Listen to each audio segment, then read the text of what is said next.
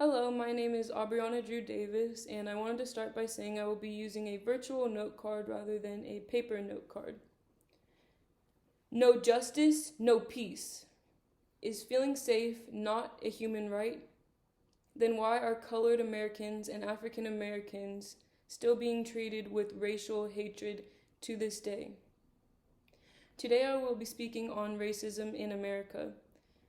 I am credible to be speaking on this topic because for the last 20 years of my life, I have witnessed family members, friends, and strangers be subject to racism in America.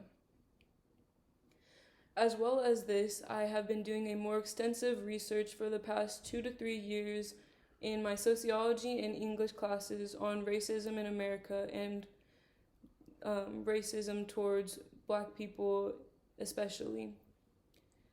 Today I will be explaining why gaining knowledge and spreading knowledge of white privilege will help start to put an end to racism or slow it down, as well as how joining protests or signing petitions will help make a change. Now that I am done with my introduction, I will move on to why change needs to happen. In the video, Crips and Bloods Made in America, the audience gets perspective from people who were in gangs or are in gangs. Gangs are a perfect example of why and how people have been pushed by history and society to act out in certain ways. The video states, African American men have been criminalized since slavery. White people, white men, and white women have always wanted Black men to be viewed as the enemy, as violent, and as animalistic. We see this throughout history, and it is still continuing to today. And in the video, we see that white police officers used to be posted around certain neighborhoods to keep a white curtain that keeps white people in a society and keep the Africans in their hoods or in their blocks. These police officers would stand at their posts, and if any Black people were to come near them, or if they were to find Black people roaming around where they shouldn't be, they were beat, arrested, or killed. Now that I have explained that reasoning why change needs to happen, I will move on to my second reasoning. In the reading At a Slaughterhouse, Some Things Never Die by Charlie LaDuff, LaDuff examines the workplace of a slaughterhouse and jobs given there. LaDuff examines life chances of the people working there, and life chances are differentially distributed and socially structured opportunities people are given just as they are being born. And this is usually due to the color of people's skin. So in this slaughterhouse, the Africans, of course, were given really brutal jobs. The article states, the Black men were sent to the butchering floor. They received the most brutal job there is in the slaughterhouse. White people tended to have jobs that were to deal with paperwork or filling out stuff, and Mexicans tended to have the jobs that were cutting up the body after the Black people killed the swine. This alone should be startling. This alone is inhumane. And for Black people to have the most inhumane just continues to build up how white people wanted them to be animalistic. And they are currently being treated like animals while they are killing animals. There is a need for change. Now that I am done with that one, I will move on to my next reason why change needs to happen. The proceedings of the National Academy of Sciences in the United States of America claim, over the life course, about 1 in every 1,000 Black men can expect to be killed by the police. This statistic alone is heartbreaking. We have family members and friends being taken from their homes and from our communities. These are human lives. 1 in every 1,000 Black men can expect to be killed by the police. How dare that statistic even be here? That statistic should muster up anger and sadness and reasoning why change needs to happen. Now that I'm done with that point, I will move on to my next one. In a New York Times article, how George Floyd was killed in police custody, the authors state that Officer Chauvin had done so for 8 minutes and 46 seconds. This is referring to the death of George Floyd.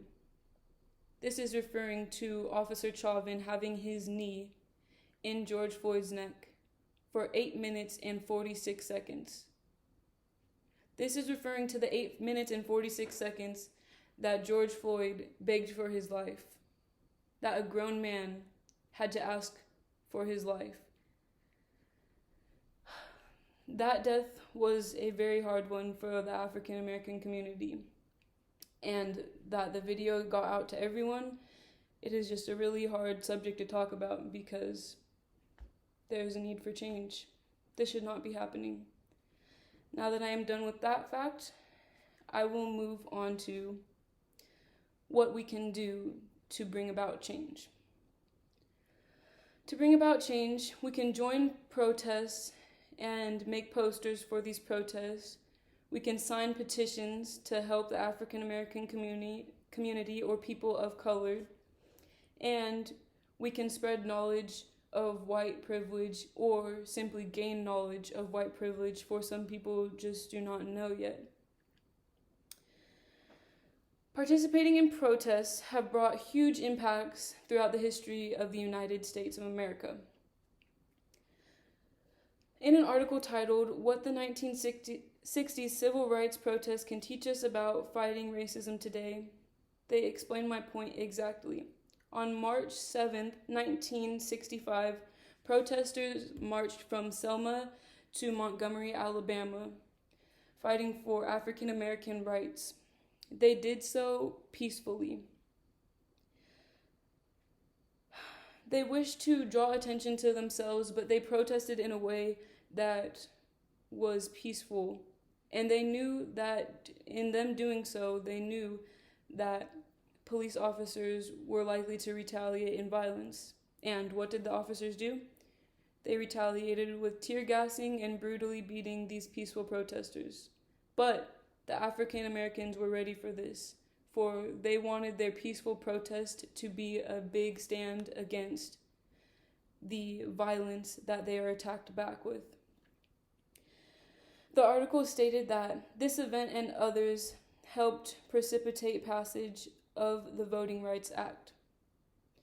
This statement helps support my claim that protests are a great way to help and fight against racism or bring about change. Now that I am done with that explanation, I will move on to the next one. The recent Black Lives Matter protests have already brought about great change and will continue to bring about change as long as we keep persisting and fighting. What the 2020 Black Lives Matter protests have achieved so far is an article, and it talks about positive changes that have come from current events and current protests, which is very important. The article states, Juneteenth experienced a revival this year thanks to the Black Lives Matter protests. Juneteenth is already not a federally recognized holiday, but due to the amount of help that we have been getting, I'm making a speech, 1 second. But due to the amount of help we have been getting, small businesses and communities have begun to support this holiday. This supports my reasoning for why protests, marches, and joining the movement will help make change. Now that I am done speaking of why my reasonings will help make change, I will move on to action. The social construction of race causes racial discrimination and prejudice among people in America. But you can make a difference. Right now, you can sign petitions that I will post below, and this will help the African American community. You can also join marches, but be sure to wear masks and wear long sleeves and long pants and stay protected, for joining marches is already scary, and during these times it's even scarier. So stay protected, sign petitions, gain knowledge of white privilege, and spread knowledge of white privilege, because we cannot address the problem when some people do not know what the problem is. Thank you for listening to my speech.